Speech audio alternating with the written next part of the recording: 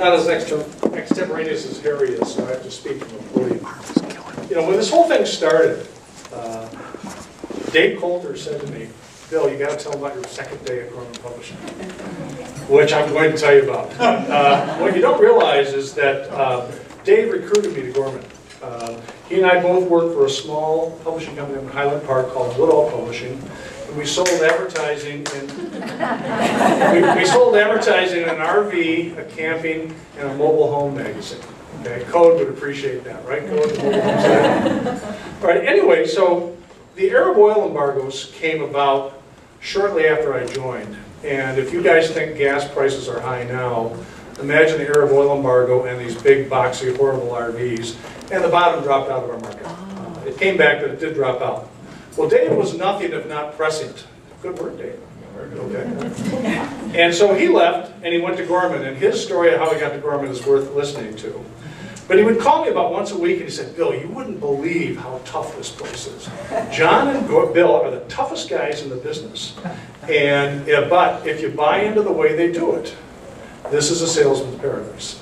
And so in February of 1967, I left to join Gorman Publishing at Bakery Production Marketing Magazine. Okay, I want to tell you about the first day so it can highlight the second day. The first day was typical. It was fairly routine. I filled out forms, walked around and got introduced to the 36th floor. I saw Bill very briefly, but I spent more time with John because we had to talk about company cars.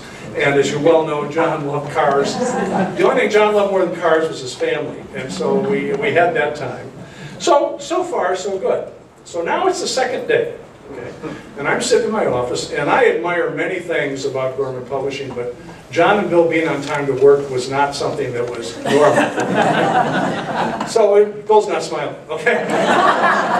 So it was about 10:30 in the morning, and Bill walks in, and he walks into my office, and he has a magazine called Retail Baking Today, and he slams it on my desk, and he says, "You own this sucker." Okay? Now, change the S to an F, and you can get an idea of what Bill said. But basically, I didn't know who the market was. I didn't know who my advertisers were. I didn't even know where the bathroom was. But at that moment, I knew who Bill Gorman was. All right. And so as a result, that set the tone for what soon became the 11 best years of my business career. Okay. What I'm going to do here is talk about 4 themes that I felt were unique to Gorman Publishing, and that's what I really want to talk about. And Bill embodied them all. And the 4 are essentially a bias for action, complete sales integrity, loyalty up and down, and the customer's always right. All right? And that was really what drove the company as Bill and John defined it. And quite frankly, they taught me everything. And everything that I've ever done in my business career can be related directly to Bill and John. In terms of bias for action, Bill had a phrase that I learned very quickly, and he said that all problems were opportunities. And what he meant by that is that if you addressed the problem directly and dealt with it, it was an opportunity to sell, and it was absolutely correct. And that's really been the core of my business philosophy going forward, because it's all in our nature to want to avoid a problem, and every time that I find myself doing it, and I still do it, I remind myself that Bill said all problems are opportunities, and that really kicked me into the next phase of what I was trying to do. After I recovered my rather intense second day, the thing that I noticed was Bill's door was always open, and you could take your sales problems to him. And what you would do is you would go in, and he would listen, and Harry touched on it. Bill had the best listening skills of anybody I've ever worked with. And you could explain your problem, and there was this image I had in my mind. He'd spin around on the credenza, pick up the phone, call the customer, and basically solve the problem with a win-win solution, which meant that the customer won and Gorman Publishing won. I saw him do this time after time after time. To me, as a young pub salesman, this was the essence of leadership, because he not only knew what to do, he was willing to do it, and he did it all the time. And that's really when I really began to appreciate how unique Gorman Publishing was. The second thing was complete sales integrity and a true willingness to listen, not only to us, the salesmen, with our problems, but to listen to the customer. I can't tell you how many times that I would go into a sales call with Bill. And one of the things about Bill's listening was there's a huge difference between listening and waiting to talk, okay? And Bill always listened. And we would have these sales calls. And Bill would make some astute observation on what the customer had just said, which I completely missed because I was waiting to talk, all right? And he would then offer a unique solution to the problem. He'd give a proof statement, and the customer we'd walk away with the business. I saw Bill do this time after time after time. Now, my son just went to his 25th high school reunion. And he said, at least 10 people come up to him and said, boy, your dad was a real hard ass, okay? And I sort of picked that up tonight, right? Bill, I blame you. Okay, because, as probably you know, we were encouraged to be aggressive, okay? Some may say driven, but we were encouraged to be aggressive. And we had a philosophy, and our fair share of the business was all of it, all right? And one could say that's Gordon Gekko-esque greed, but when you really thought about it, most advertisers will spread their business around, give it to the people that they like, and they never do enough to do it well.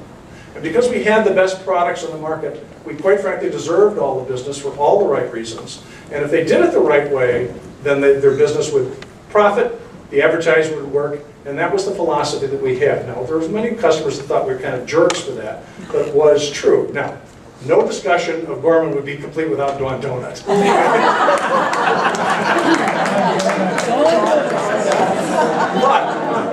But the fact is that philosophy was taken to Dawn. They bought into it totally, and what people should realize today, that at the time that John, Bill, and I presented to Dawn, they were a $5 million company, and today they're $3.2 billion in sales. And if you were to ask Ron Joan what changed, he would tell you flat out, it was their approach to advertising. Okay. Now, the other philosophy they had was that if you sell enough ads, all the other problems take care of themselves. Now, to those of you on the editorial or the support side, that probably sounded like all we cared about was advertising. But taking it into my own business life, what it really meant was if you sold enough ads, you had enough money to do all the things that mattered. You had the best circulation, you had the best editorial, you had the best promotion, you had the best research. And every product that Gorman had always had that.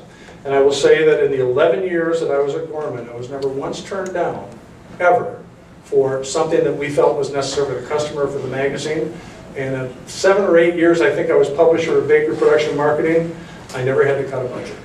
Right? So the fact is that for a space salesman and publisher, Gorman was Camelot, and there's no question about it. Now, the third element is loyalty up and down. And once my fear of Bill began to decline, by the way, in direct proportion to my fear of John, okay?